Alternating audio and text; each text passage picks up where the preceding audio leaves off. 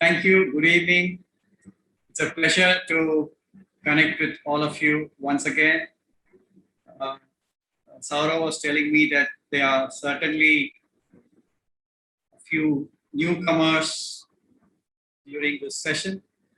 Unfortunately, we are not able to really see who's here, but welcome to the Indic way, becoming a superior person.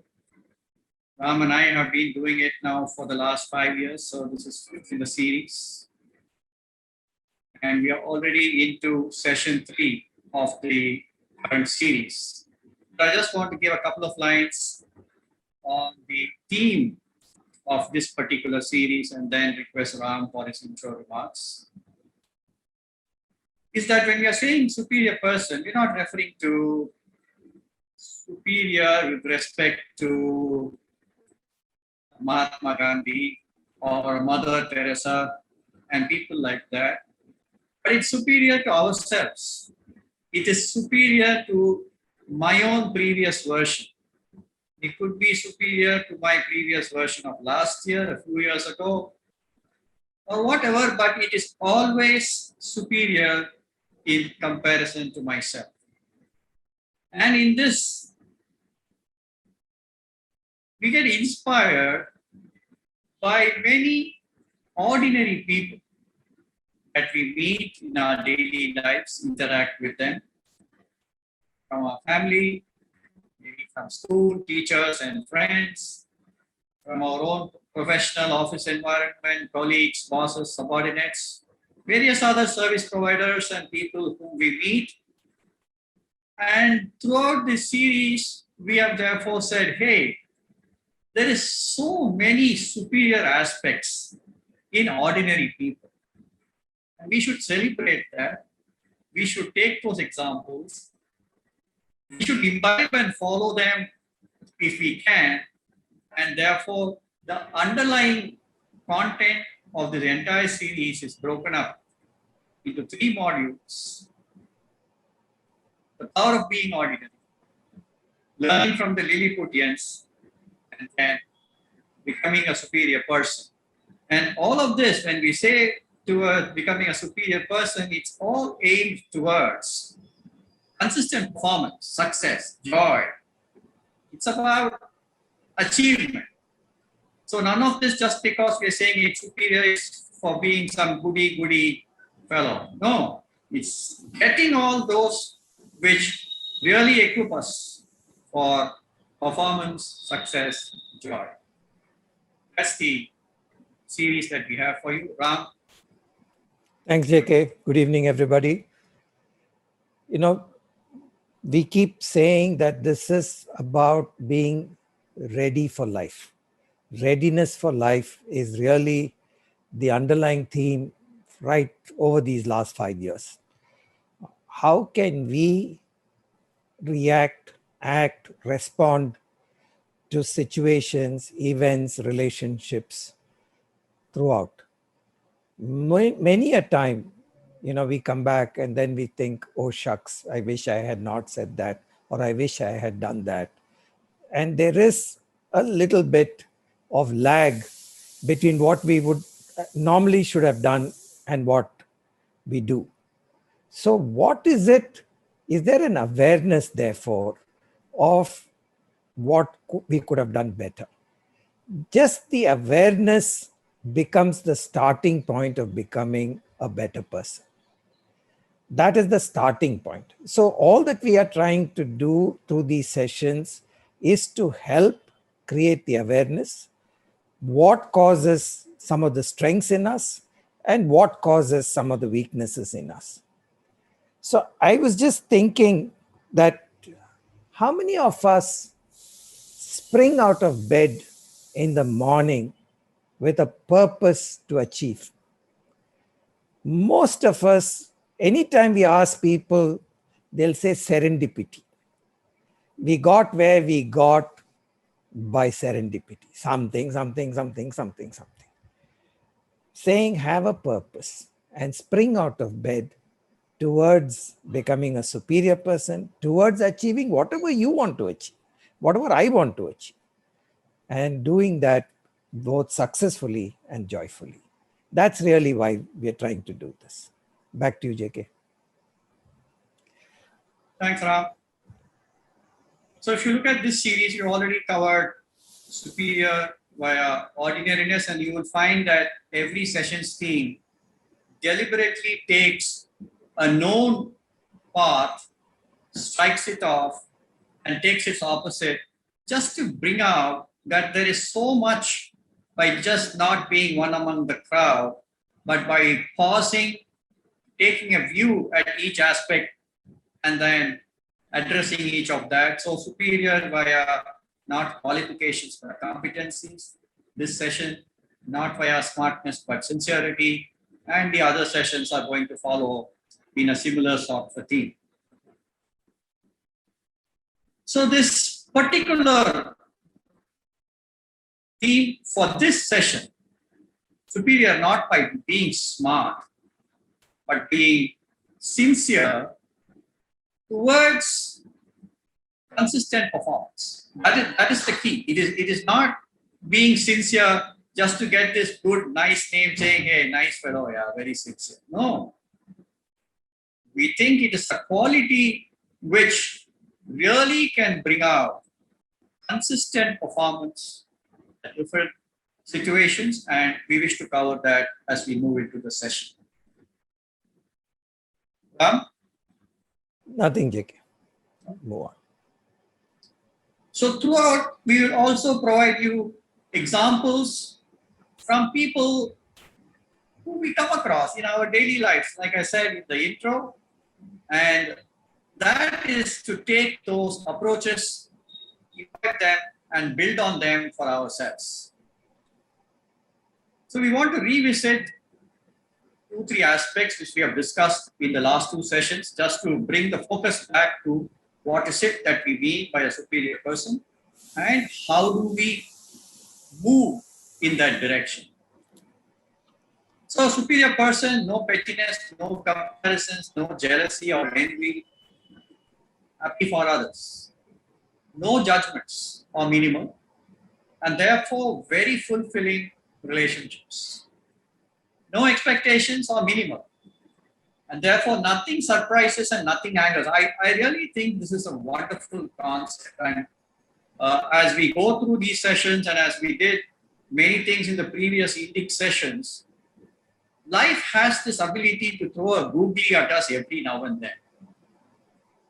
And it could be even in the daily thing, you know, I'm expecting an order today, and then the customer says, you know what, hey, my boss decided to give it to your company. It could be anything. I mean, so, but nothing surprises, nothing angers. As an approach, has many things to be built. But the superior person can have that particular approach. Beyond me, and therefore he or she is not the center of the universe. And welfare and happiness of others mean a lot to them. This is another important aspect. Right through all our series, we have always said taking responsibility for our own life through the actions that we can really take. And minimal disturbances, and therefore equanimous and happy. So one of the things, we encourage, which we try and do ourselves, is just try to put a face to any of these qualities. Can you think of somebody? Anyone here? Now, as we were going through this, it struck me this takes responsibility for his or her life. And I was thinking, suddenly an image came to my mind of somebody who's always whining. There is no reason, always whining. And, why does it happen to me? It could be the least thing. And if nothing else, then maybe I have a little tummy ache and maybe I think I should see the doctor. Whatever it is, to find unhappiness in happiness is an art, I think. And therefore not taking responsibility. Must be the stars, must be my neighbor. Something is disturbing me. And most of us find it, quite irritating to run into somebody like this. So I just trying to see, can we imagine People who have the good quality that is listed here, and others, some who don't, it brings it to life. And how do we take responsibility for our own lives? Our future, our life is made by us. We are the architects of our fortune. We are the architects of our misfortune. So that's a statement I've learned. So back to you, JK. Thanks, Ram. So, and I want to add, there's another term we continuously are using right through this particular piece, and when we are defining who the superior, which is, are you a perfumed personality or are you a fragrant? So there's such a difference, and therefore this fragrant personality, through a combination of all this that we have put down, is naturally joyous, naturally a person with which other people want to associate, positive, pleasant, caring, and moving towards, all that performance and other aspects that we said. So we will always keep coming back to that particular aspect, saying, hey, how much of my personality is perfumed and how much of my personality is actually inherent and therefore it's fragrant. So let's see, towards this becoming superior, we addressed, we took the parallel of, for those who missed our first two sessions, we took the parallel of the odors of the body, because that is easy for us to recognize, whether it's body odor, bad breath, whatever. And we said it is similar. Therefore, whenever it is the body-related odor, we do what we need to do to either clean, mask, take care of the basics which create those odors and avoid those. So we have always took that parallel to say, what therefore are the odors of the mind? And we have listed them as the negative emotions, mainly anger, anxiety, and fear, individualistic ego, expectations, wants, needs, likes and dislikes, and judgmental nature is one of the really important aspects that come in the way of relationships, the self-centered nature. Some of these affect performance, some of these affect relationships. But together we are saying, what is it we need to let go towards becoming superior are the orders of the mind. So I'm just taking an example here of expectations. Expectation of other people's behavior. That's what we mean here. Wants and needs. So expectation or wants and needs should not be confused with not having an aspiration, not having an ambition. No, all of us have that, and we need it to give us purpose in life. But this expectation here is that I expect people to behave the way I would like them to. And that causes, of course, serious challenges in relationships. So that's the word here. Back to you, JK. So the second part is what we acquire. And we refer to that as the indic muscles, similar to therefore orders of the mind that we need to let go. It's the indic muscles that we need. Though we are saying acquire, we really don't need to acquire it from somewhere outside. It's already within us. This acquire is only to recognize that it is there and then to start to build on it. And we are going to go through each one of these in subsequent sessions. Again, each one of this assists us in becoming a superior person and towards that success and joy. So this is in summary, the overall approach towards becoming a superior person. We first have an understanding of who is the superior person, the characteristics, the nature of the superior person, and therefore to move to that direction, what to let go and what to acquire. In every session, we have been sharing with you some of the wisdom which really resonates with the topic and themes that we have for you. Session 1, we shared with you amazing, they're referred to as the Analects of Confucius. In session 2, we had lovely things from Cicero, Roman statesman.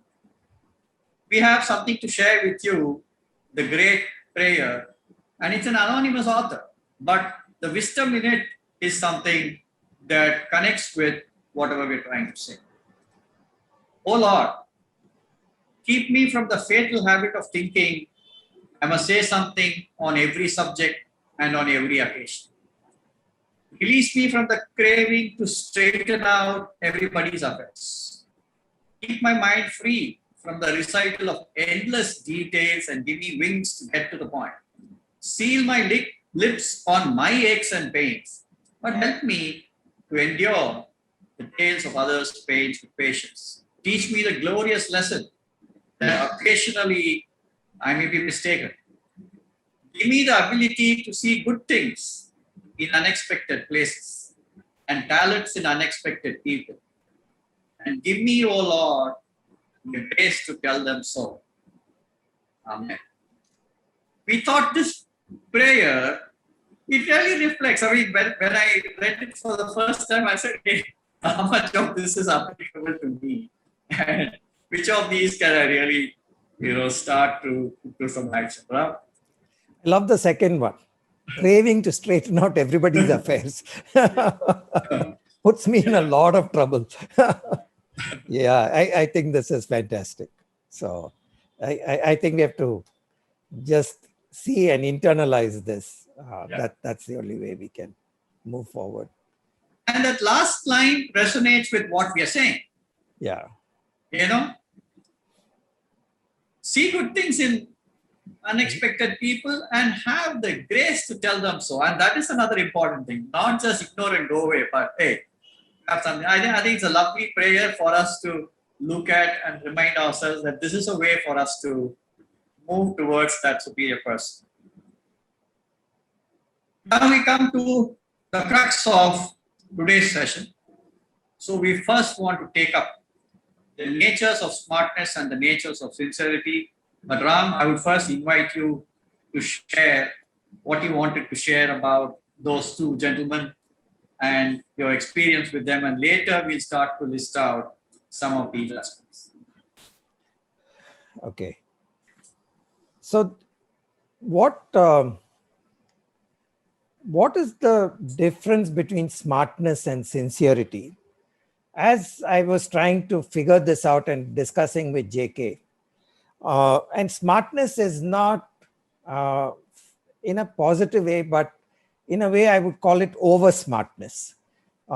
And how do I figure out why it bothered us, this over smartness versus sincerity? And that is when two people came to my mind. Many years ago, we had acquired a company, and during diligence, we had come across some, who are the good people, and two sales managers stood out. I'll call them A and B as the initials of their names. Now, I'll start off, both were very successful till then when we met with them. And in a typical, Delhi culture, when we landed up there, the senior team, including these two A and B, with their spouses, met some of us who had come. And so both A and B came up to me with their spouses to introduce, and I did namaste. And immediately A said, "Oh, wow, Indian tradition. This is the best thing. No shaking hand. What a great thing I'm seeing," etc. And the other guy said, "This is my wife," and left it at that. Straight away, that over smartness, I don't know whether he thought it was flattery or what. If you are given, both of them were selling to government as one of their customers. A would come to me and say, "Boss, done. It's done. I have found the right guy. All that we have to do is just take care. He will get the order. Just take care. That's it." B will come and start with the whole process. This is where the tender document, this is where it'll go, this is where the file will go, this is the chances here, this is how we may get rejected here. Meanwhile, would you like to go to the IAS officer and just introduce the company while we will work up the process? There is a lot of if, because there is a process. The other guy will say, "Done, fix it." Now, as you build an institution, as you try and create a culture, value, who in these two would you want in your company? And as you go through each of this, we were to get a nice order, and this guy came, A came with the saying, I found an order. And B was sitting there. He said, hey, that's a sister organization of mine. And I have sold it at price X, and you're suggesting 20% discount. He said, how will they ever come to know? Forget it, I'm getting the order now.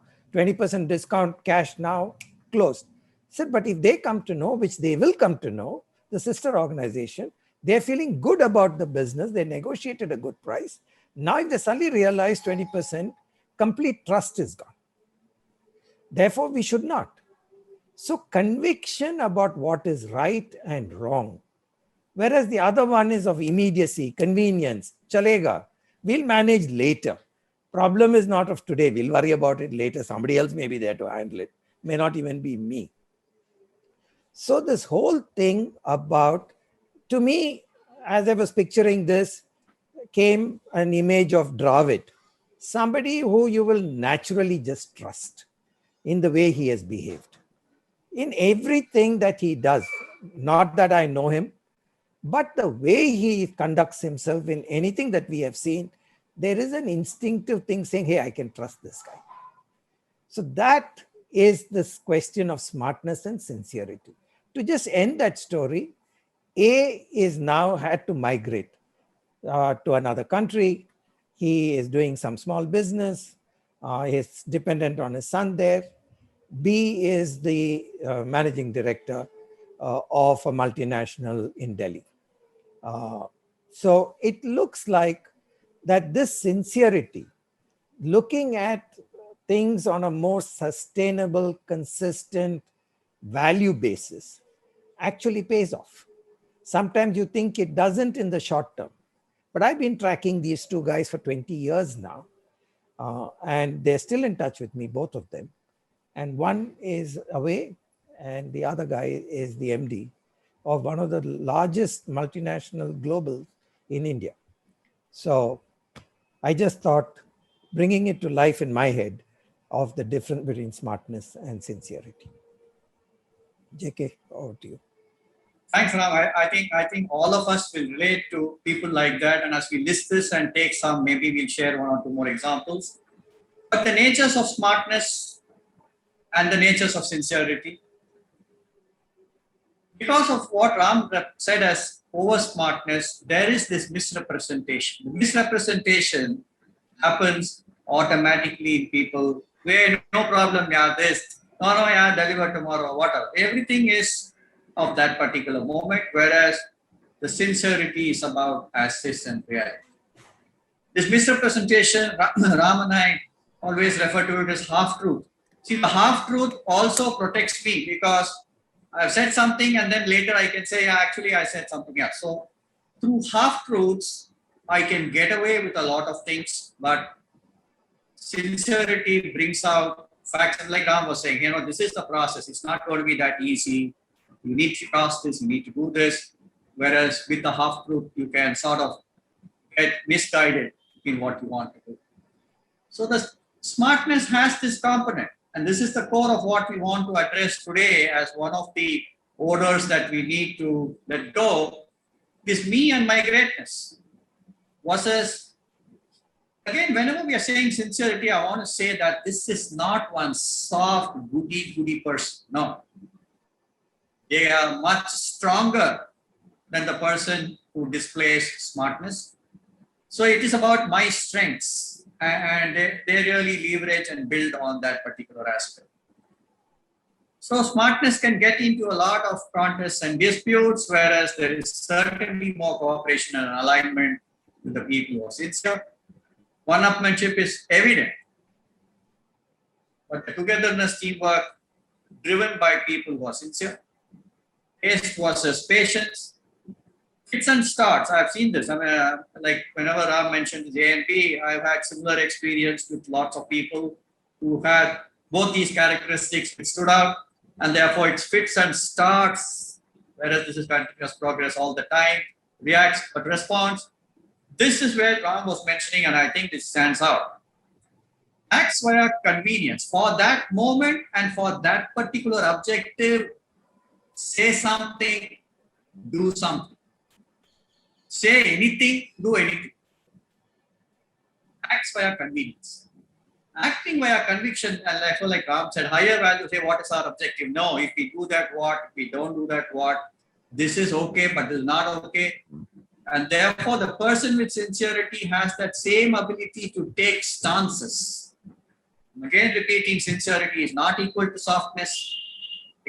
Very, very oriented to what is right, driven by that. They can take stances saying, no, this is not done, not okay, and this is how we should do it. So acts via conviction, ignores feedback but evaluates feedback.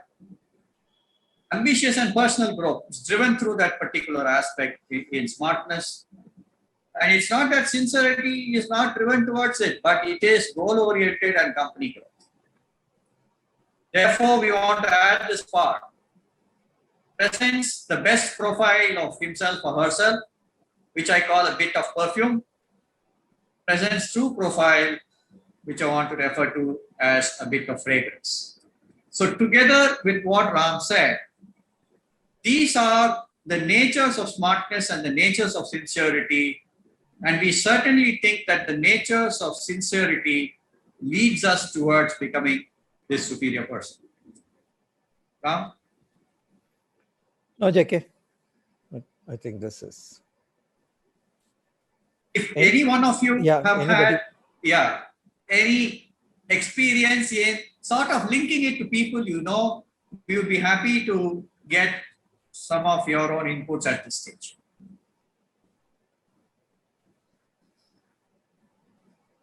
Saurabh, please unmute anybody who raises their hand.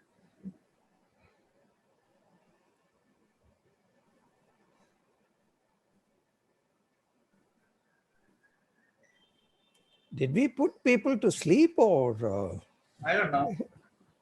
what happened? Okay. Where are all our opening batsmen and other guys?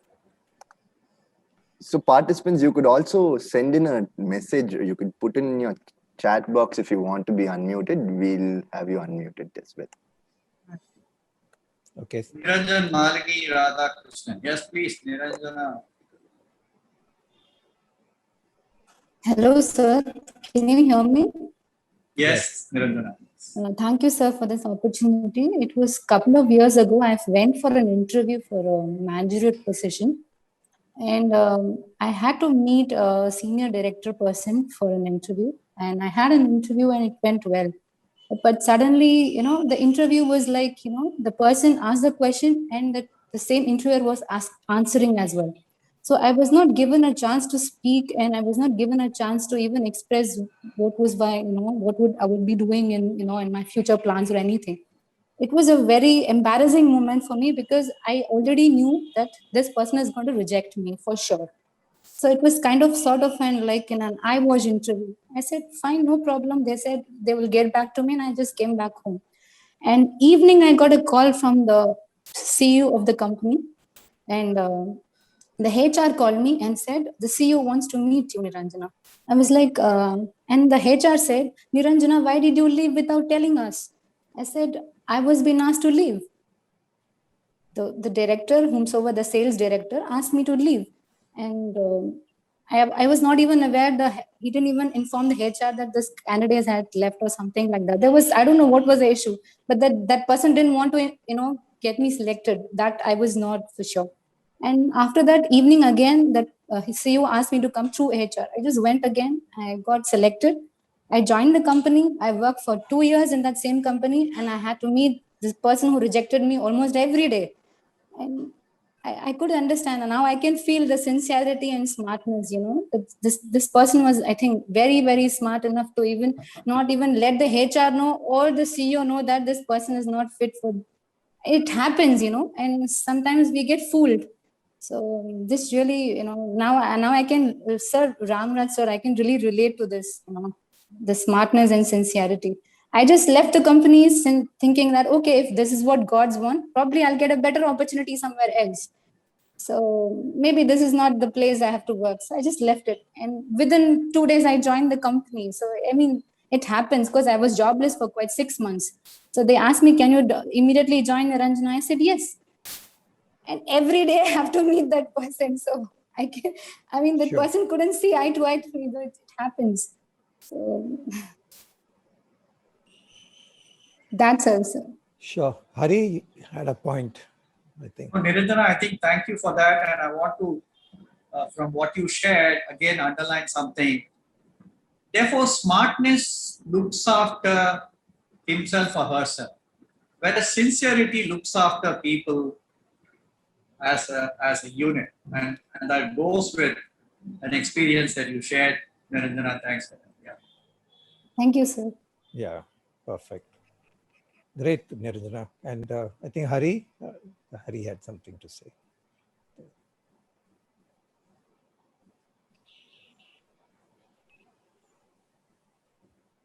Saurabh? Next. Thank you. Ram, I'd actually made the comment About courage and compassion. Yes, because this, as I continue to look at all of what you've been presenting, it calls for a lot of courage to be able to be vulnerable, and a lot of compassion to also be able to cooperate, collaborate, and all of that. And I was wondering if those were also aspects that one needs to display when talking about this whole characteristic of sincerity. And I wanted to hear your thoughts on this. See, Hari, when we talk about, building value systems, culture, a lot of it is based on the values, which brings Right. conviction in our action. Right. If we are grounded in values, then there is more conviction in our action. We know what is right and what is wrong, at least from an institution's point of view, from a personal point of view. And sometimes when you're the only person with a view that is counter to the whole room, if you didn't have the courage to go, if you had the conviction, then usually courage follows. And if you don't have the conviction, then sometimes the courage is not there. But I agree with you, they may be synonyms in a way that in order to express yourself when you're the only yaysayer or the naysayer, it needs courage. Compassion is, I think, another word of teamwork, of empathy, of understanding. When you have humility, you're thinking about the other person as much. Yes. And I think if you didn't have that, then and thinking only of yourself, then compassion is completely missing. Then one-upmanship, me and mine, comes to the forefront. So, yeah, I think both of them. JK, anything to add? Yes, absolutely, Ram. I think summarize. Thank you. Thank you, Thank you Hari. I both. think that was a very interesting input from you. Yeah, Hari was a very good question. Thank you. Somebody else had, I think, raised. Welcome. Please go ahead. Anybody? Saurabh, just unmute. I think there are 3 hands. On it, sir. Just a minute. So, Mr. Alex, I've tried unmuting you. There's another participant. Welcome, sir. I've also tried unmuting you as well. Yes. Yeah, can you hear me? Yes. Oh, welcome is Ashok. Huh? Yeah, sorry, I got my login confused, so my name is. No, you can change it, Ashok. You can go there now and change it. If and I change do it. that, my fear Later. is I won't be able to come back inside, so I don't want to take any risks. Anyway, now you know who Mr. Welcome is. You're most welcome, Ashok. I just wanted to add one small, adder to what Ram said just now. Because when we talk about the courage to say something against the flow of a discussion in a large meeting, sometimes you give the impression that it's very macho to stand up and say, I don't agree with any one of you. Yes, you have to disagree, because if you don't disagree, then you do not change the course of the discussion. But sometimes it's just sensible to add tact to courage at a time like this, because a lot of people don't like acknowledging a mistake in front of anybody else. And I've known of situations where if you want your boss to change his mind, never ever say it in a meeting. Let the meeting finish, catch him privately somewhere over a cup of tea, gently tell him, don't you think this is the right way to do it? Allow him to be the man who changes it in the next meeting. You get your job done and everybody is happy. Whereas if you think courage is to stand up and say, I disagree with you, sir, you've cooked your chances once and for all. Not always, but sometimes that happens. And that's a limited point I wanted to make. Sure. You're saying it is courage, compassion, and tact. Diplomacy, yes. Absolutely. Diplomacy, Yes. absolutely. Yeah. Absolutely. It's suicidal, foolish otherwise. I agree. Great point, Ashok, for bringing it to the center. Alex, Alex? Yeah, just a small observation for this. I'm sure this. We lost you, Alex.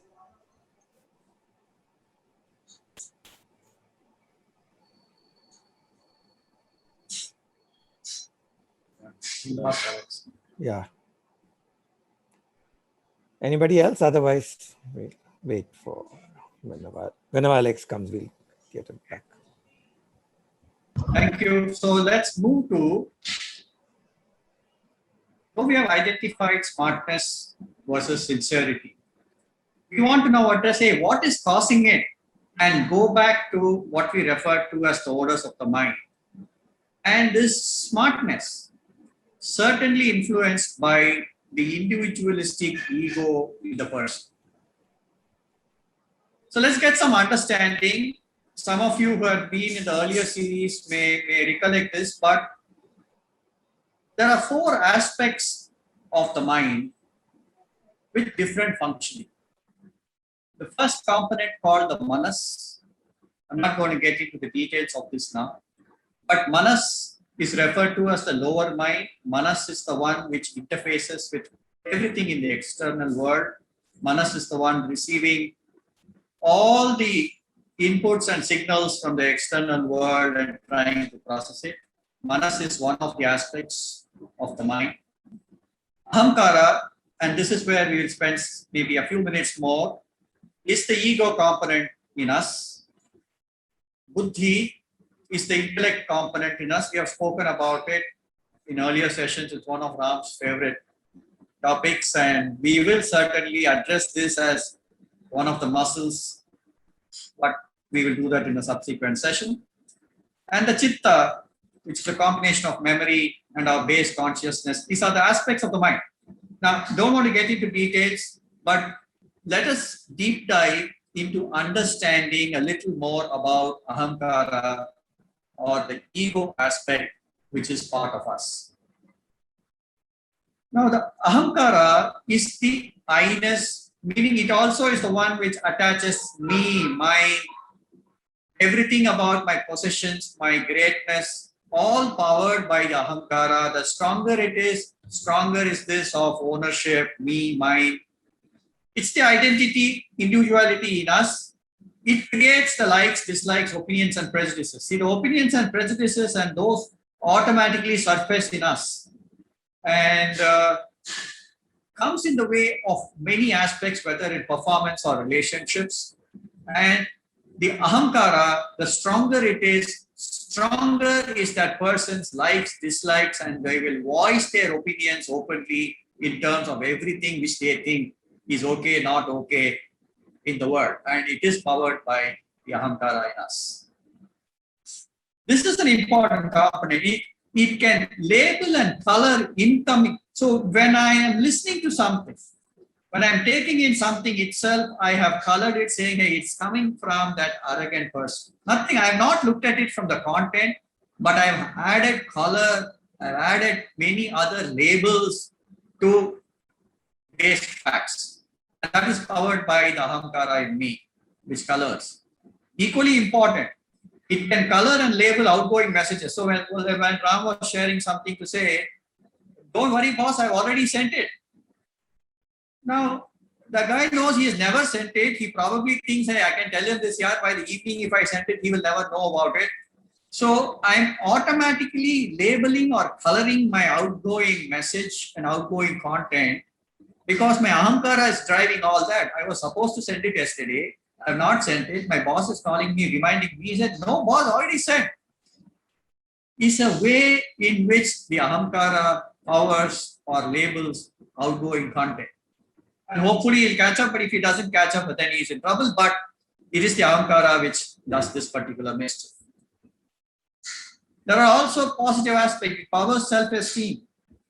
It powers will and determination. So I'm going to take something in the next slide to say, not all ahamkara is bad.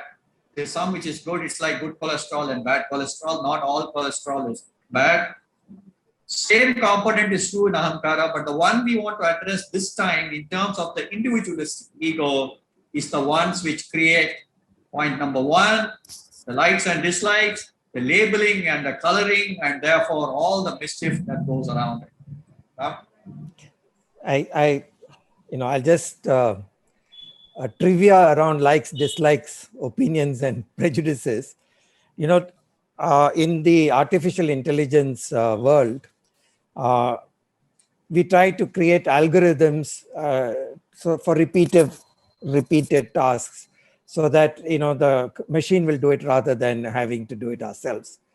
But one of the things that we find that creeps in creating an algorithm are likes, dislikes, opinions, and prejudices of the person creating that algorithm.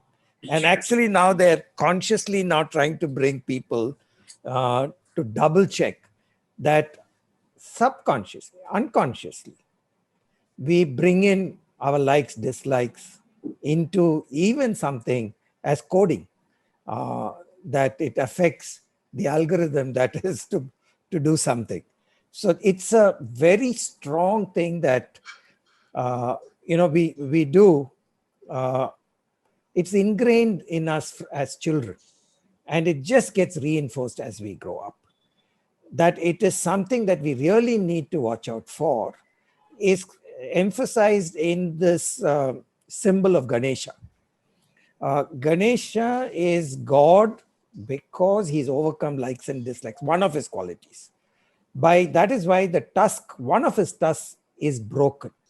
That means it is pairs of opposites, he's overcome that, and it is broken, which means that's the level of effort to overcome this ingrained likes and dislikes that makes us less superior than we could be.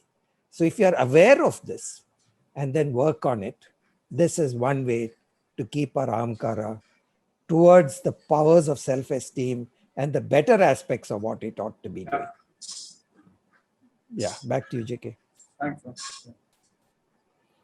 So it's the individualistic ego which we need to let go, because we have addressed both positive and negative. How to reduce the individualistic ego? Like everything where we said, the first thing is awareness. Nothing, I have no bloody ego is where I start. But awareness is the first thing, and then whether I wish to do something about it. Watching our thoughts and watching our tongue is the way most important one, which builds, or I would say lessens the ahamkara. We must inculcate this sense of gratitude. There's a lovely thing in our own ancient literature referred to as the pancha rinam. Rinam or rin is debt, and that we are born with a fivefold debt. First is called Deva Rin. Deva is the powers of nature, whether it's the sun, the water, the wind, the earth. But the powers of nature, they give of themselves, give freely. The only way you cannot repay, you can only acknowledge that we have received. Second, they say, is Rishi Rin. We have received wonderful knowledge from a variety of sources over the ages. Only way we cannot repay, only acknowledge through the gratitude that we can show. Third is Pitru Rin, which is from our parents, forefathers, and everything, the genes that I have, various other qualities and stuff that I am already blessed with. Grateful to people who have passed it to me. Fourth level is the most important, called Nara Rin, which is fellow human beings. This is where we miss out. Yeah, we may all salute the gods and fall at their feet and all that, because I'm hoping I'll get something in return from all those higher level people, which is why I'm happy to fall at my boss's feet, hoping something will come my way. But we never acknowledge fellow human beings, people who are everyday life doing something. That is the most important. Fourth Rinam called the Nara Rin, and fifth is equally important, called Bhuta Rin. All lesser beings, the animals and the trees and the fruits and the milk and all the other things that we get, and all being given freely by them. Only way, no repayment is possible, only acknowledged through gratitude. This itself is an inculcating way to lessen the ahankara. So inculcating gratitude is something we all resonate with. We would love to see it in somebody else. I've done so much, the guy is not bloody grateful to me. What the hell? So that is the natural thing that we see ingratitude in others. Here we are talking about ourselves. How do we inculcate gratitude in us? And JK, just brought to us this puncture in. But, during the last wave of COVID, last year, there was a lovely photograph of the senior citizen. He must have been about 80 years old, somewhere in Europe, on a hospital bed. They had given him a bill and he was holding it and crying. And that photograph showed him weeping. And so immediately, the medical staff felt that it was for 5,000 euros. And they felt the poor guy couldn't afford it. Maybe that's why he's crying. And they said, is it something you want us to help you pay this or what? And he said, no, I can afford this. This was the oxygen bill for 2 days for being in that hospital. And he said, I'm 80 years old. Just imagine the oxygen I've consumed, for which nobody raised a bill. And only now do I even know that I need to be thankful. So a shock like that at least brought him to that sense of gratitude. We take many things for granted and miss this little quality that can be wonderful feeling when we acknowledge that we are grateful to others for where we are today, for the joy, success, happiness that we have today. So that's right. So this was a terrific anecdote, brings it to light that yes, we fail to acknowledge, we fail to show our gratitude for things that we have enjoyed. So wonderful thing. So I want to say, therefore, this addressing the individualistic ego, reducing it, letting it go, helps us to move towards that sincerity. And I want to define this sincerity. And therefore, the person with sincerity, there is complete alignment between thought, word, and deed. There are no gaps between thought and words. There are no gaps between the words and deeds. That alignment is sincerity. And that is what it helps us to, certainly moving us towards a superior person. Let's now get inspired by one of our second modules, which is superior among the ordinary. And I first wish to invite Ashok Jairam to share an anecdote with us.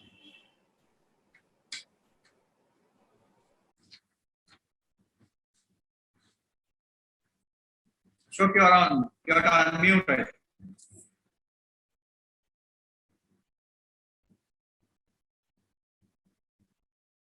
Saurav, can you unmute? Or? Well, They're on it. Yeah. Can you hear me now? Yeah. Thanks. Yeah, so this small anecdote relates to when I was working in an organization. It's about 20 years ago. And we used to have something which some of you might relate to, at least the ones amongst you who work with unions will relate to this. It's called a long-term wage settlement. So every 4 years, for the benefit of those who probably haven't heard this term before, every 4 years we sit down with the union and we thrash out what will be their terms of employment, primarily in terms of money and facilities, for the next 3 to 4 years. And this is a long drawn out process, and all issues can come up. It's not just monetary, all issues can come up for discussion. And workmen are very, very particular about extracting a very good deal, because they know that if they miss it now, they won't get anything for the next 4 years. So on this particular occasion, as usual, we started with a long laundry list of demands from the union: money, allowances, etc., etc., etc. Along with this, they had added one more requirement, where they said that we do not want the canteen to continue. We want to be paid cash instead of being given canteen facilities. Now, this was something that annoyed us as management very deeply. And the reason is, this canteen came into existence about 6 years prior, during a similar long-term wage agreement, when as a small company, we didn't have a canteen, and they insisted that we should provide food, because food is a basic necessity. And they said that, you know, all these discussions take place in Tamil. I'll stay to English, but some of these conversations are more racy when they're related in the Tamil that is used during these meetings. So they talk very dramatically about, don't hit us in the stomach, it is food, food is the same for everybody, blah, blah, blah, blah, blah, blah. And as a small organization, we said, listen, we are in the business of doing what we are doing. Don't add all these overheads of we know nothing about, and now I have to put sambar, rasam and all this on the table, and we know nothing about all this, and plates and all that. They stood firm and they said nothing doing. Whatever may happen, if we don't get a canteen, we will not sign the settlement.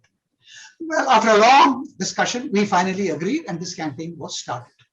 And as the canteen went on, it was patronized by everybody. And as a gesture, as management, we also provided better and better quality food as we went along. We had a committee. We said, how can we improve it? So over a period of 9 years, this had become a nice place, good food. We used to give breakfast as well. So people had to come a little early, but if they came early, they got breakfast and then they got lunch. We didn't work night shift, so there was no dinner. So when the union came up and said, I want to close this canteen, so I really got very, very annoyed. I normally don't lose my temper in these meetings, not because I'm a very level-headed person, but because I've learned the hard way that losing your temper in front of a union gets you nothing at all. It sets you back. But when I heard this, I got very annoyed. And I told the union leader, I said, listen, we fought over setting up this canteen at your instance 9 years ago. And today you're saying you want to close it and you want money instead. And I said, listen, you're doing this simply because you want to harass us. You want to create complications for us. And over my dead body, this won't happen. We'll negotiate everything else. This won't happen. And that particular meeting broke up. And I told the team which was negotiating on a daily basis, you give them money, do whatever you like. But on this, on a matter of principle, we are not going to be blackmailed by people who are out to harass us. The discussions went on for weeks, months. Finally, we reached a point where every item had been settled. Money had been settled, allowances had been settled, leave had been settled. The only thing that was left was this canteen. And they said, no, sir, you can offer us anything else on all other counts. We will not sign unless this canteen is removed and cash is given to us. I was at my end of my tether. I finally said, listen, this is going nowhere. So we were heading for a strike. We were heading for serious destruction. So I had to play my last card, which was my Brahmastra card, which is that I had a one-on-one relationship with my union leader. No one knew about it. And therefore, I called this fellow up privately, and I said, we need to meet. And we had an arrangement by which we had a private place where we were never seen, and we used to meet in this place to sort out ticklish issues like this one. So I called him for a meeting, and we met. And when he came for the meeting, he started off by saying, sir, you're looking very angry today. I said, yes, I am very angry. I've never been as angry as you are. He said, why, sir? What has happened? I said, because I thought you were my friend. And here you are trying to harass me in every possible way. What have I done to you? We've run this company happily for so many years. We are going along nicely. And you just want to harass me. You want to create a problem where there's none. He said, why, sir? So I said, it's this canteen issue. What's wrong with you? You wanted this canteen 10 years ago. And now you are doing this. He said, sir, I have a reason for doing it. He said, of course. I said, yeah, I know you have a reason. I won't even ask you that reason. He said, yes, sir, don't ask me. Because if you ask me, I won't tell you the reason. I said, why? Why won't you tell me the reason?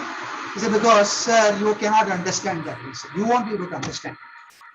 I said, oh, I'm an uneducated man. I can't understand. No, sir, you are educated. You went to big colleges, sir. Not like me. I didn't even finish school. But if I tell you, you won't understand this reason, sir. That's why I won't even tell you the reason. But please accept what I said. I was getting angrier by the minute. So I said, like, what is this reason I won't understand? May I please know? Why, sir? You said you don't want to ask. I said, now I want to ask because it's a reason I cannot understand. Now I want to understand. Please tell me this reason that I won't understand. I said, then just listen to me for 2 minutes quietly. And then after that, whatever you ask, you ask. But till I finish, keep your mouth shut. I said, okay. He said, sir, 10 years ago, we started this campaign, if you remember. We were all youngsters, sir. You started the company 2 years before that. You recruited us all as probationers. We were all youngsters, 23, 24 years old. And we all thought, let us have good food. And that is how this started. At that time, you said it will cost you money. That is why you didn't want to do it. But we just wanted a good meal for ourselves. We were all youngsters. We all see hotels outside. We all see restaurants outside. People go and eat there. We never had an opportunity to do all that with our background. So we said, if through this company, let us get a good meal every day. One good meal, maybe 2 good meals at breakfast. So, but 10 years have passed. And as you know, all of us, we got married, and most of us have got children. Today, at home, there is a wife, 1 or 2 children. We are earning more, sir, after 10 years. But you know, with us, however much we earn, it is never enough, sir. I hope you understand. However much we earn, we are always short. 25th of the month, we have to borrow money for the remaining 5 days. That is our fate. Someday it may change, but that is our fate. So, whatever happens, we are always struggling at the end of the month. Now, what happens when we come and eat in the canteen, sir, is, in the beginning, it was great fun. But now, when we go home, our family is very happy that we have had a good breakfast and a good lunch. And when we go home in the evening, in fact, they even ask, what did you eat today? Masala dosa, chutney and sambar. What did you have? And once a week on Fridays, you give us paisam. They ask, what paisam did you have today? But behind that happiness and joy that they have for us, what we can see is this sorrow that we have, that while we eat all this good food for breakfast and lunch, our family is still eating that same basic 1 rice, 1 vegetable, and a little sambar for breakfast and lunch. Because while you can afford to give us all this because you are paid for by the company on our salary, we can't afford all this. So you see, in 10 years, what has happened? Our need to go to one hotel has been satisfied and it is over. Today, our need is not to go to a hotel and have food, sir. Our need is to feed our family. It is to feed my wife and feed my children and to feed them decent meals. When we can't do that, we do whatever best we can. But when we come here and we have a great meal at 8 o'clock in the morning and a great meal at 1:30 in the afternoon, when we go back at night, we are filled with guilt. We are filled with guilt that we had 2 good meals and our family is struggling with basic food. Night, believe me, sir, sometimes we are not able to digest that food. It is causing stomachache. So today, with folded hands, I'm saying, please close that canteen and give us money. Because with that money, we will not eat the food that we are eating for the last 9 years in your canteen, but our wife and children will eat slightly better food. And therefore, while we may personally come down in the quality of food that we eat, the people we love most in our lives will get slightly better food with that money. And we will enable their lives to be a little better. And that is why we want this canteen to close. If you can understand what I have said, think about it. If you can't understand what you have said, what I have said, then I will not say anything. At the end of that, believe me, JK, I couldn't say anything. I couldn't say anything because my eyes had welled up. And sometimes when I relate the story, even as I'm doing now, even now I sort of struggle to keep my tears back. It sort of resonates with what Ram said a few minutes ago, that we get colored by the images of what we hear and we get colored by the images of what we say. When we don't understand the other human being, we only understand what we want to understand and we say what we want to say because that is what we have understood. It takes, as you rightly said, shedding of that ego, shedding of that ahamkara, to be able to say, I don't know, you please tell me, for you to understand what the reality on the other side of the table is. And that's all I wanted to say. Wonderful anecdote, Ashok. Fantastic. Wonderful one. I want to summarize after the next anecdote some of the learnings here, which I'll open up, but it's a wonderful anecdote. I'm at the moment parking a couple of things which occurred in my mind, but Ashok, it brings out everything of whatever most relevant for this particular session. Thank you for sharing that. Thank you, Jay. You Okay, wanted to, sure. yeah. So my anecdote is about my father and a family outing. My father used to travel a fair amount during his work, for his work. I was in boarding and I had come back for summer holidays, and he was traveling to Tirupati. Work was taking him, and he felt, why not take the family, my brother and I, and my mother, and let's go to Tirupati. He will do his work and we can go to the temple or whatever, an outing for the kids. So he was anyway going there, and he said, we'll go tomorrow. So he went to the office, and everybody asked him, we thought you were going to Tirupati. What are you doing here? And he said, no, I came to take permission from my boss to take my family. And they said, car is going, driver is going, petrol is being filled. What else do you want? Petrol is not going up because you're taking your wife and 2 children. It's the same thing. What are you going and hanging around with the boss and telling him? Just go, no. See, whenever somebody tries to do something that makes life awkward for us, we try to change the mind of that person because we don't want to do such things. If we can get away with it, why not? So that's the attitude of most of us. So they were trying to convince my dad that don't do it. And all of them told him, don't do it. There is no change. There's no increased cost. What the hell? But he went up and told his boss, and his boss told him, no problem, you're going. Of course you can take them, summer holidays. Take your family, have a good darshan. And that's what he said. So we left. But by that time, it was lunchtime. And after lunch, we left to go to Tirupati.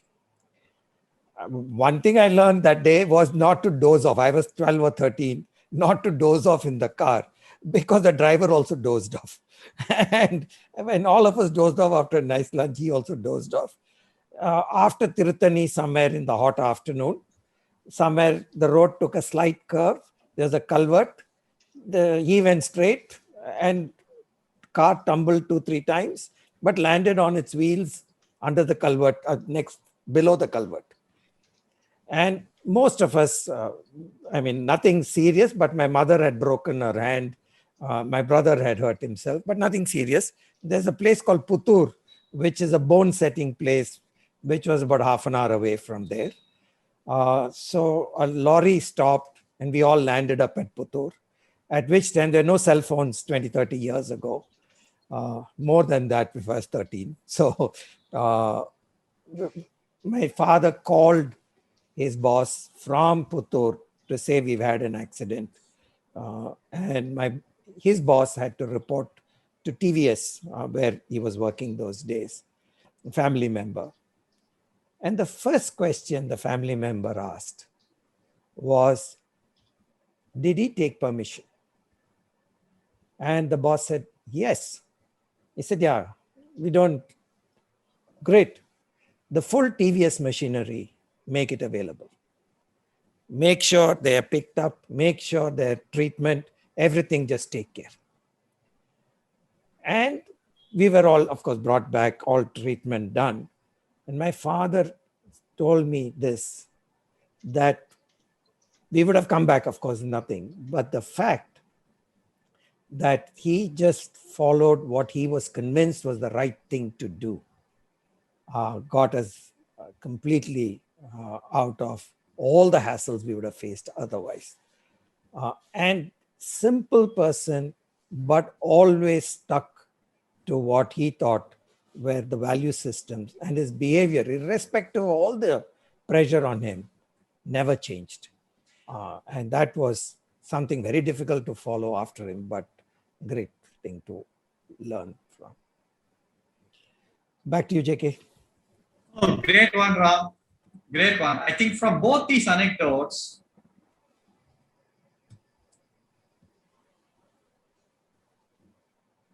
learnings from the above anecdotes, anybody who wishes to share an input, hey, what is it that you thought was something which stood out, connecting with this own session? Anybody has a input for us?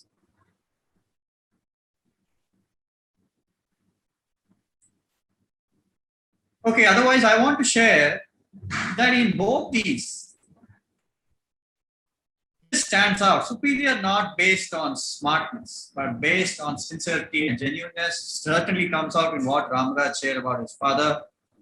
Doing it the right way, being sincere, not being smart like many of his own colleagues said, hey, forget about it, yeah, just go and come, who'll know, whatever, all that.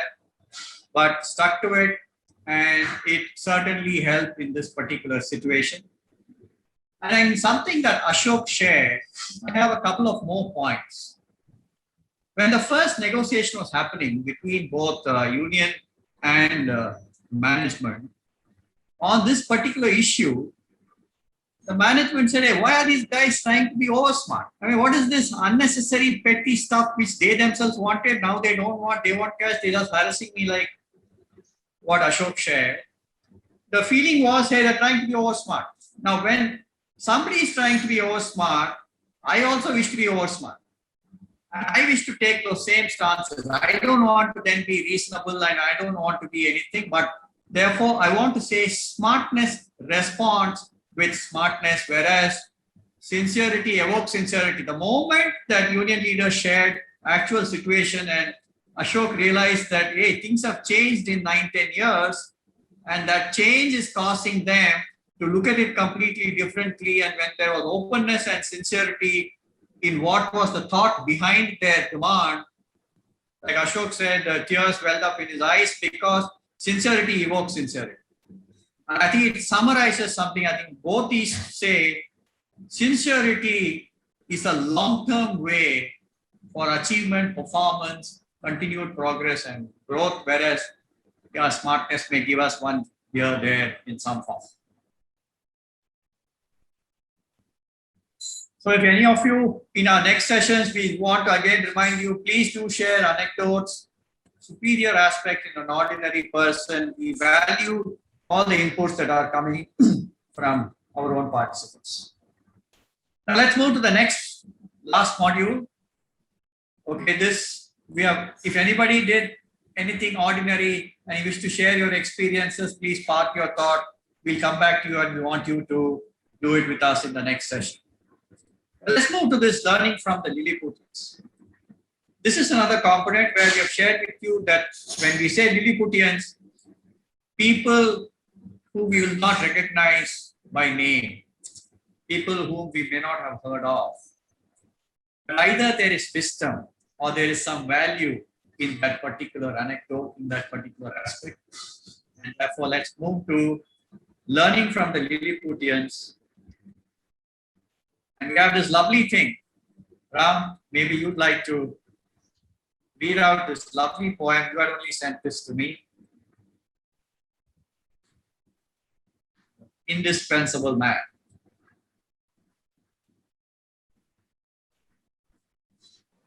Indispensable Man by Saxon White Kessinger. Sometimes when you're feeling important, sometimes when your ego is in bloom, sometimes when you take it for granted, you're the best qualified in the room. JK. Sometimes when you feel that you're going, would leave an unfillable home, just follow these simple instructions and see how they humble your soul. Take a bucket and fill it with water. Put your hand in it up to the wrist. Pull it out, and the hole that's remaining is a measure of how you will be missed. So you can splash all you wish when you enter. You may stir up the water galore, but stop and you'll find that in no time, it looks quite the same as before. The moral of this quaint example is do just the best that you can. Be proud of yourself, but remember, there is no indispensable man or woman. Lovely one, really gives a kick to your ego. So when you think I'm the greatest, I'm the strongest, I'm the richest, I'm this whatever. Yeah. There is no indispensable man. And more important, none of us would have heard of Saxon White Kessinger. And coming therefore from Lilliputians, but still wonderful wisdom, lovely messages that have been put into it. This is why we wanted to share it with you. Kannan, I think you have an input, you raise your hand. Saurav, can you please unmute Kannan? Yeah, thank you, JK and Ram. This Ahankara, really amazing. Last 1 hour, I didn't even want to ask any question because whenever I had a doubt, the subsequent lectures have answered that. But one thing is, this Ahankara, how was it created, JK? Like, if you want to see, even change that, what is there in this Ahankara aspect? How does a transformation happen actually? I'm not talking about anybody, even for a self. Somebody wants to bring in a change. How can they do that actually? So Kannan, I think you have a very important question.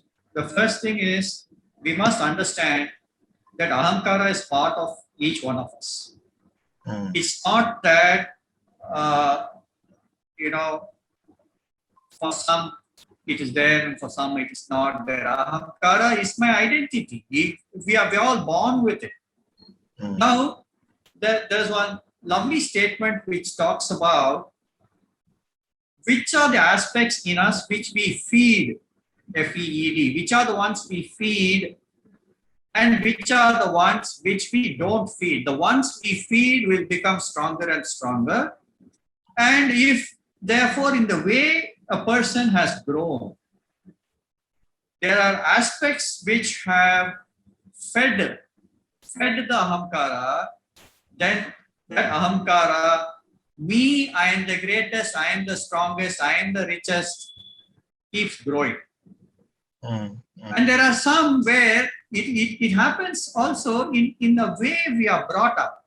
Many of the aspects that we do together as a family, just maybe going to a temple, praying there, saying something, some elders telling you, hey, this is the reason, this is what it is, works on people's mind.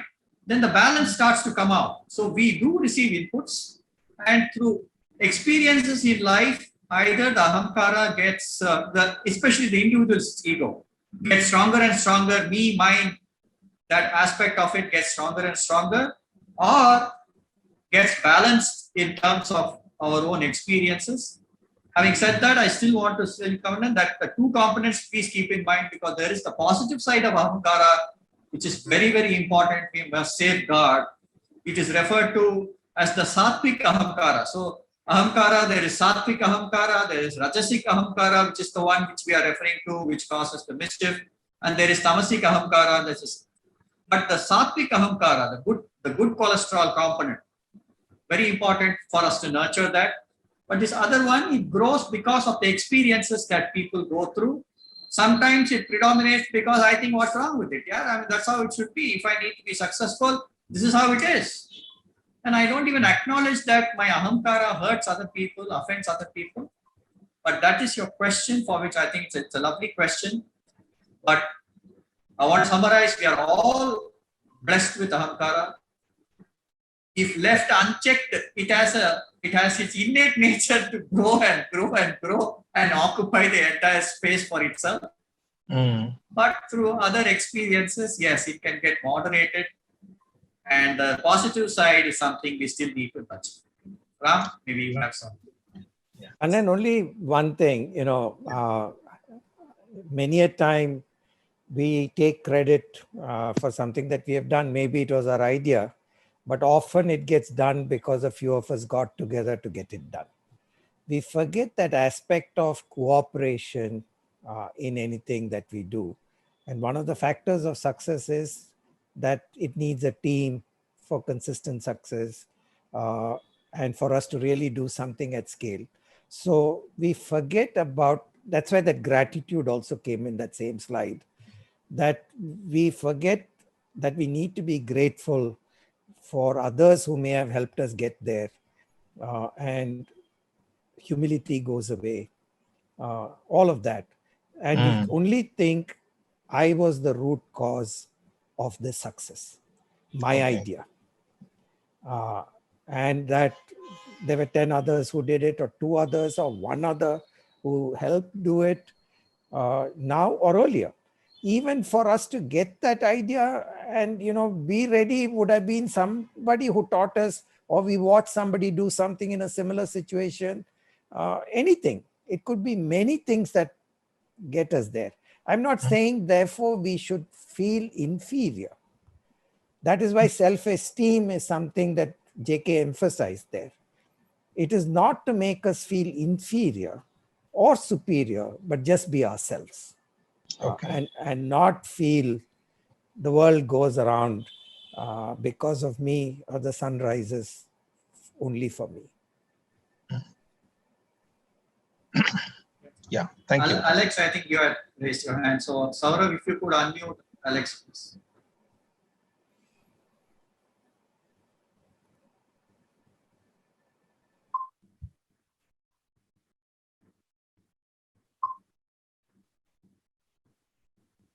Yeah, Alex.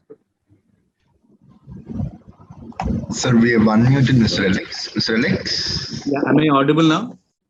Yes. Yes. Yeah. So I think thanks for the session, sir. I think broadly I do agree to most of the important point. It takes a team to bring an idea to fruition. I completely agree to it. So my own observation on two parts. Number one, fantastic story from Mr. Ashok Jayaraman. I think it's a wonderful gesture for him to sit and talk to the union to understand what is their view and position, and I think that kind of helped a mutually agreeable decision to be done. I missed the last part. I presume that the canteen was cancelled or the company responded to the increase in pay, but I missed the last part. The other point, just a counterpoint, and this is from my own experience. This happened way back in Intel in 2015, and this is just a story I heard. iPhone was on the cards, and they came to Intel for the chip, and this initiative was led by somebody very senior up in the organization, and Intel used to make a very, very high margin, and then Apple being Apple, they commanded a very aggressive price point, and Intel chose not to do it. I believe the margins weren't great, and secondly, we had no idea how the smartphone market will take off. I think this is early. And 5 years later, this meeting was convened, and I think it was in Sri Lanka, and the person was Naveen Shenoy. He made this point. I deep down, I was driving this initiative. Maybe I should have voiced out and told to my senior colleagues, hey, this needs to be done. Because this was happening 5 years before iPhone was taking off and Apple was working on this. And he kind of quietened on because the seniors felt the other way around because the margin was not so great. And And therefore, and you know, so this is just a counter view, and maybe we can talk about it in the next session. Intel or you know, encourages us to do open and direct, and that's the value we were all grown on. And then to speak your truth is something which we are all told. And I think at that point, maybe if Naveen had spoken earlier, voiced out his opinion, maybe there's a chance of Intel being on iPhone would have been much higher. I think we that kind of may ensure that Intel doesn't become very strong in the smartphone market. My one point.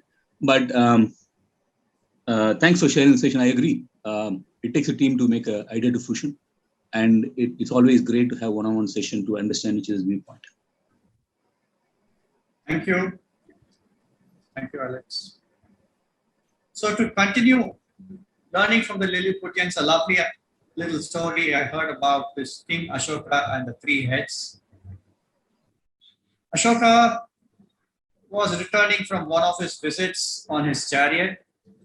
It was around the time when in his mind he was giving up all ideas of war, and he had taken to the concept of ahimsa, thinking about it. As he was coming on his chariot along with his minister and a couple of soldiers with him, he found an elderly monk walking on the road with a couple of disciples. So he stopped the chariot, got down from the chariot, fell at the feet of the monk, took his blessings, and then again got back onto the chariot. Now the minister was getting a little upset about this, thinking, hey, what is this here, emperor of the world? Why is he getting down, falling at the feet of some mendicant, some roadside person? It really bothered him. So when they reached the palace, he couldn't hold it back anymore. So he asked the king, Emperor, why is it that you do such a thing? I mean, you are the emperor of the world. How can you fall at the feet of some holy mendicant who's walking on the road? So Ashoka said, look, I want you to do this for me. Get me the head of a goat, the head of a tiger, and the head of a man, and get it to me as quickly as you can.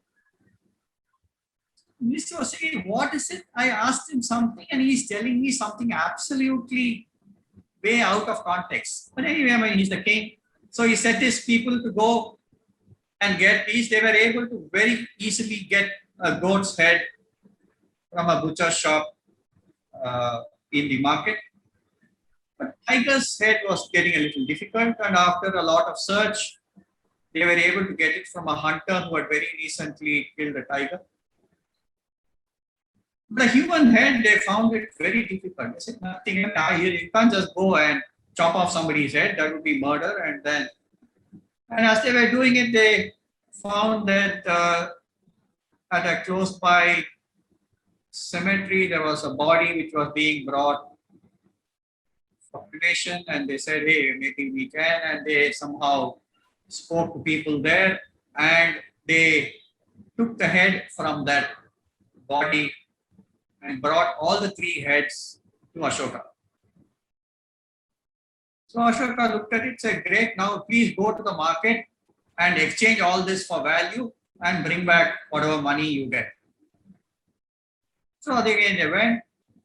The goat's head was a little easy to find something. They again went to some other butcher shop, got some other material in exchange for it, but that was quite easy. The tiger's head was a little difficult, but then after some search, they found a very rich man who had recently built one forest bungalow sort of a place, and he said, I can use this to mount it on the wall. And so he actually gave them a very good price for the tiger's head.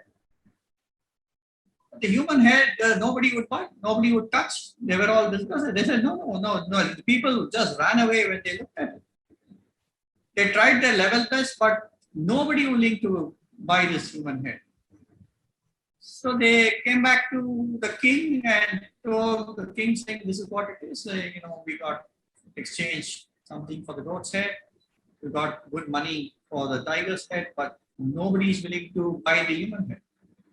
So Ashoka says, okay, go, please give it free to somebody. So they again go back trying to give it free to somebody, people all running away and saying, forget it, don't even enter my place, don't come near me. So they go back to Ashoka and say, this is it. Nobody wants to take it free. So that is it.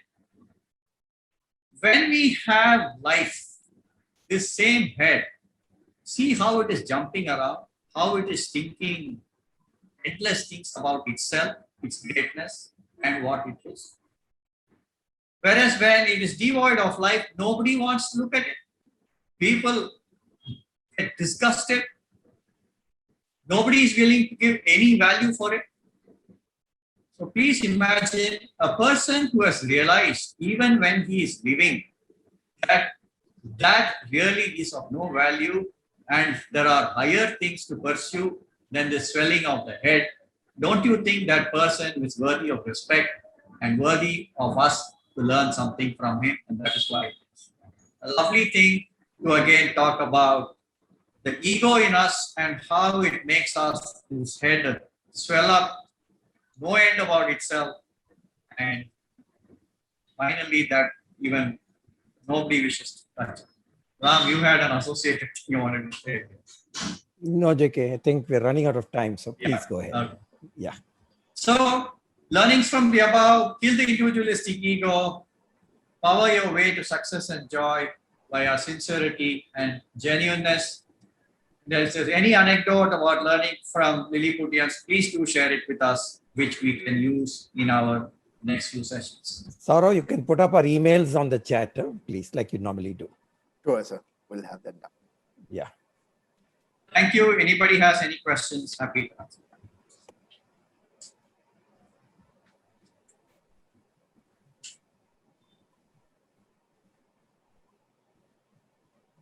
Looks like done. Sir, I think we have Mr. Virendra Virendra Mathur, yeah. Hey, so hi Ram, hi everybody, hi JK. So I was just wondering for the question on Ahankara, would the philosophy of Karma Yoga be an appropriate answer, that we are but part of this universe and whatever we are doing is because all of it is aiding us and mere prarabdha is helping us. Will that be practice of that will help in bringing down Ahankara? So Viren, anything, I think starting point is an awareness. We keep emphasizing an awareness that there is an Ahankara that is coming in the way of our right decision, right action, right relationship. And therefore, once we are aware of that, we can think of multiple ways to bring that down. But you're right. It's like this guy from Europe who suddenly realized that he has a huge hospital oxygen bill to pay to the world, to the atmosphere. And straight away, all the ego that I have enough money to pay this bill, he suddenly realized he didn't have enough money to pay his oxygen bill. He thought he was a big shot.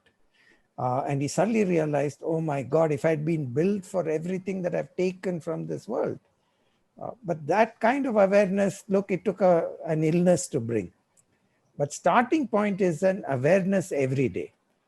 Just to know, and moment we are aware of, of simple stories of other people, that in simplicity, in sincerity, we are seeing some greatness.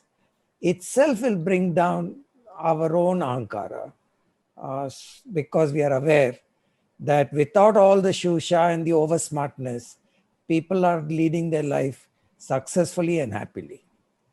It so starts with awareness. JK? Yeah, Viren, I want to respond this way. I know a friend of mine, and I've shared this with all of you in an earlier Indic series. He used to do pranayama, he used to do meditation every day, he will do puja religiously, and the moment he's out of it, he is swelled with his own ego. So ego and karma yoga can coexist beautifully. Ego and bhakti yoga can coexist beautifully. Ego and anything else can coexist beautifully. Unless, like Ram said, I'm conscious and I wish to do something about it. It's not going to evaporate by itself. It can absolutely coexist with anything else. So it has to be conscious, and then we have to work it.